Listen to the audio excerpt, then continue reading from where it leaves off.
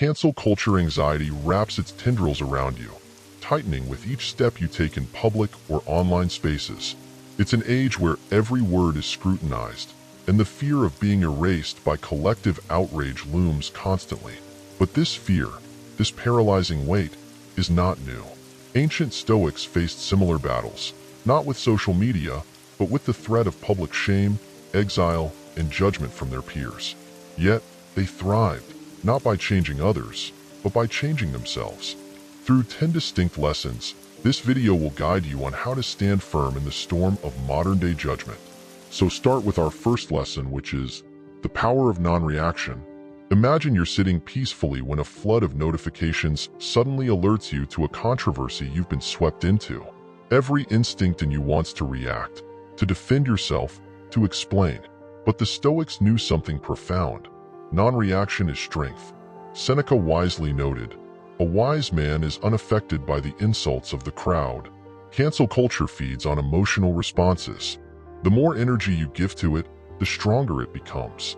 The Stoic way teaches us that we cannot control the actions of others, but we can control ourselves. Instead of reacting impulsively, pause. Let the storm swirl around you while you remain still. Inaction isn't cowardice, it's strategic. It robs your attackers of the satisfaction of seeing you unravel. By choosing non-reaction, you embrace the ultimate Stoic power, self-control. When you decide not to react, you create a barrier that protects your peace. You stand tall, unshaken by the whirlwind of accusations. In time, the frenzy will pass, as most do. The silence you maintain will outlast the noise. Non-reaction also allows you to assess situations with clarity, giving you space to determine your next step. Whether it's silence, a response rooted in calm, or learning from the event. Your choice will be yours alone, not dictated by external pressure. The world may be in turmoil, but in the eye of the storm, you are steady. Second, redefining accountability. When public opinion turns against you, you might feel compelled to offer an apology, not from genuine remorse, but to calm the collective fury. This false accountability, however, leaves you empty. Stoicism teaches that accountability must be personal and grounded in self-awareness, not in fear of others' judgment. Marcus Aurelius said, "Waste no more time arguing about what a good man should be. Be one." Stoics believe that accountability is not a public spectacle but a personal journey. When you face public outrage, ask yourself, have I genuinely erred, or am I reacting to the pressure to conform? If you've made a mistake, own it, without bending to external demands that strip away your autonomy. True accountability is about internal reflection. It's not about apologizing to appease others, but rather about recognizing your own missteps and taking action to grow from them. The constant shifting of societal expectations will leave you vulnerable if your sense of right and wrong is tied to the whims of the crowd. This lesson teaches that real growth happens when you hold yourself accountable to your own values, not to the ever-changing demands of cancel culture. Apologize when it's authentic, and grow where you know you need to improve. But never confuse accountability with public submission. True strength comes from self-accountability, an unshakable internal compass that can't be swayed by external outrage. Third, the art of acceptance without endorsement. In today's world, there seems to be no middle ground. You are either fully supportive of an idea or harshly condemned for disagreeing. Stoicism, however, offers a different path. The art of acceptance without endorsement. Accepting the reality of cancel culture does not mean you endorse its methods. It means you recognize its existence without letting it consume you. Epictetus reminds us, do not seek for things to happen the way you want them to. Rather, wish for them to happen as they do. This teaching isn't about passivity. Instead, it's about accepting the world as it is, without letting it dictate your peace of mind. Cancel culture thrives on forcing people into extremes, but you don't have to play that game. By accepting that cancel culture is part of today's social landscape, you gain control. You realize that it is beyond your ability to change how others behave, and this realization frees you from the anxiety of trying to fix it. This doesn't mean you endorse injustice or cruelty, but you recognize that fighting every battle head-on is not the most effective strategy. Acceptance allows you to maintain your principles while navigating a chaotic world. You're not crushed by external forces, and you don't lose sight of who you are. You remain centered, grounded in your values, knowing that you can disagree with the world around you without losing your peace. Fourth, the strength of indifference. Every day, we are bombarded with opinions, whether we ask for them or not. Social media amplifies every whisper, turning it into a shout. Cancel culture thrives on this, magnifying every misstep, every dissenting view. The anxiety comes from caring too much about these judgments. But the Stoics had a solution: indifference. Epictetus said, "It is not what happens to you, but how you react to it that matters."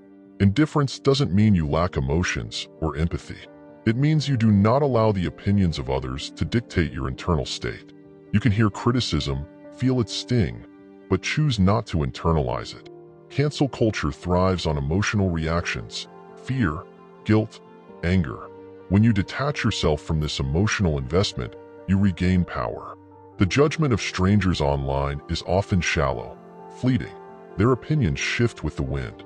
By developing indifference, you stand firm amidst the chaos, unmoved by the noise. This doesn't mean becoming cold or distant. It means recognizing that the opinions of the masses are outside your control. You remain compassionate, but you no longer bend to the whims of public opinion. Indifference is freedom.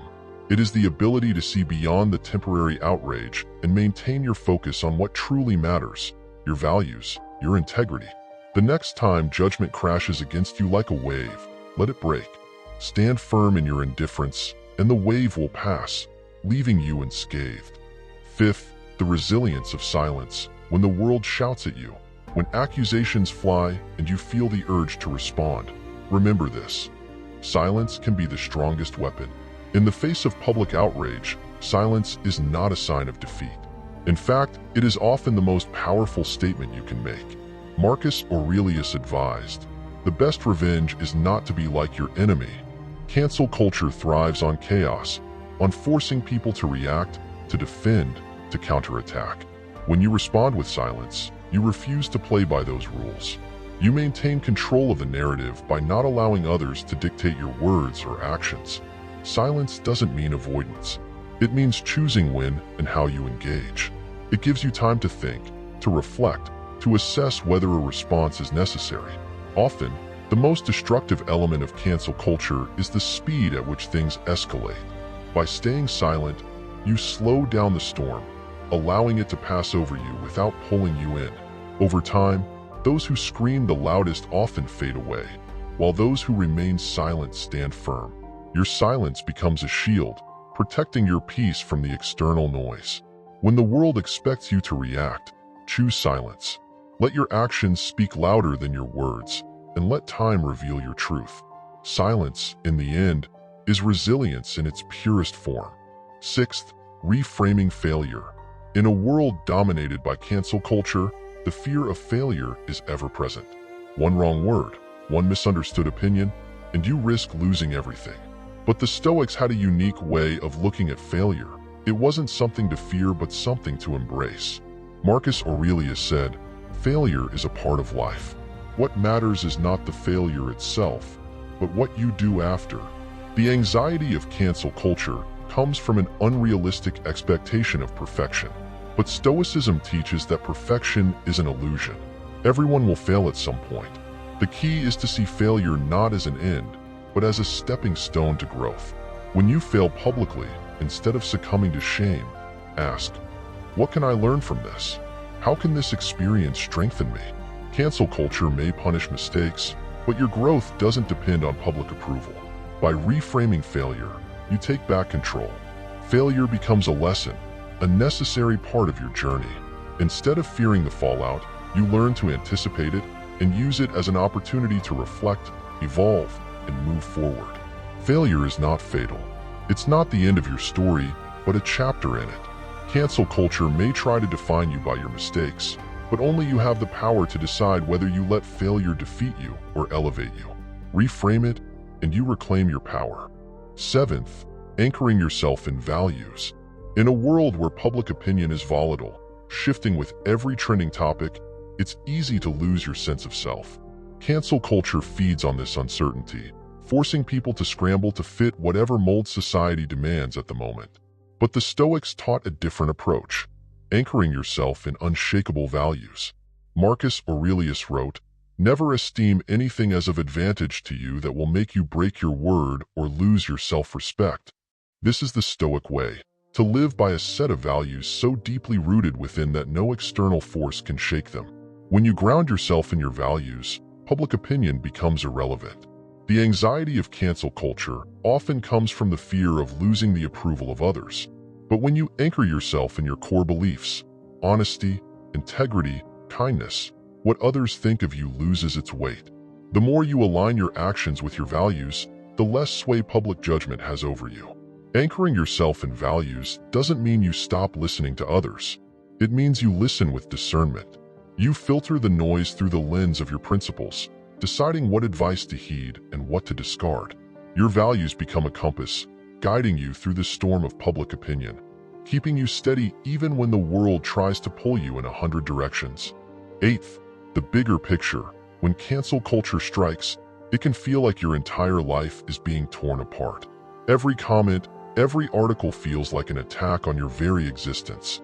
But the Stoics teach us to zoom out, to see the bigger picture. Epictetus said, "Remember that you are an actor in a play, which is as the playwright wants it to be." This doesn't mean you're powerless. It means the current crisis is just a small part of a larger narrative.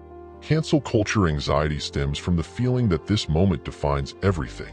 But when you step back and consider the broader perspective, you realize that this storm, like all storms, will pass. The internet moves quickly, and today's scandal is tomorrow's forgotten news. By seeing the bigger picture, you gain control over your emotional response. This moment, no matter how painful, is just that, a moment. It will fade. The Stoics remind us that time moves on, and what feels overwhelming now will eventually be a distant memory. When anxiety takes hold, ask yourself, will this matter in a year? In 5 years? The answer is often no. By focusing on the grand scheme, you reclaim your power. The situation no longer consumes you because you see it for what it is: temporary, fleeting, and ultimately insignificant in the grand story of your life. Ninth, defining your own success. Cancel culture often judges success based on public approval. One mistake can destroy years of effort. But Stoicism teaches that success is not about what others think. It's about living according to your principles. Seneca wrote, "It is not the man who has too little, but the man who craves more, that is poor." Success in Stoic terms isn't fame or fortune, it's integrity. When you define success by external standards, you'll always be at the mercy of the crowd. Their approval is fickle, changing with every trend. But when you define success internally, by how will you live according to your values, cancel culture loses its power over you. True success isn't about the applause of others. It's about living with virtue, staying true to yourself, and making choices based on what you believe is right. No public scandal can take that away from you. When you define your own success, you shift from being a prisoner of public opinion to being the author of your own story. You no longer seek validation from others because you know your worth. The noise of cancel culture fades into the background when you stand firm in your own definition of success, one that's rooted in virtue, not in the fleeting opinions of the masses. 10th, embracing mortality. Cancel culture taps into a deep fear. The fear of being erased, of becoming insignificant. But the Stoics offer a radical perspective. Embrace your mortality. Marcus Aurelius wrote, "You could leave life right now. Let that determine what you do and say and think." This isn't morbid, it's liberating. When you accept the finite nature of life, the fear of cancel culture fades. In the grand scheme of things, what will matter more on your deathbed? The fleeting opinions of strangers online, or the way you lived your life? When you embrace the reality of death, you stop fearing trivial things. The anxiety surrounding cancel culture cannot compete with the clarity that comes from understanding life's brevity. Accepting mortality shifts your focus. You no longer worry about every judgment or criticism because you understand that time is limited. What matters is living with integrity, courage, and kindness, values that transcend public opinion. By embracing mortality, you free yourself from the chains of cancel culture.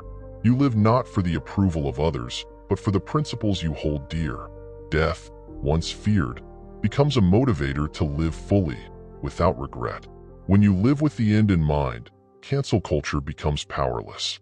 You remain anchored in what truly matters, living a life of purpose. The ultimate freedom lies in not letting the world's noise define your inner peace. Stoicism teaches us that no amount of public judgment or fleeting outrage can take away what truly matters: your integrity, your principles, your purpose. When you learn to master your response to external chaos, you become untouchable, grounded in a deeper sense of meaning. This journey doesn't end here. There's more to discover, more to strengthen within yourself. So, stay curious, stay engaged, and watch what comes next. Don't forget to like, subscribe, and explore our other videos for more insights that can shift your perspective.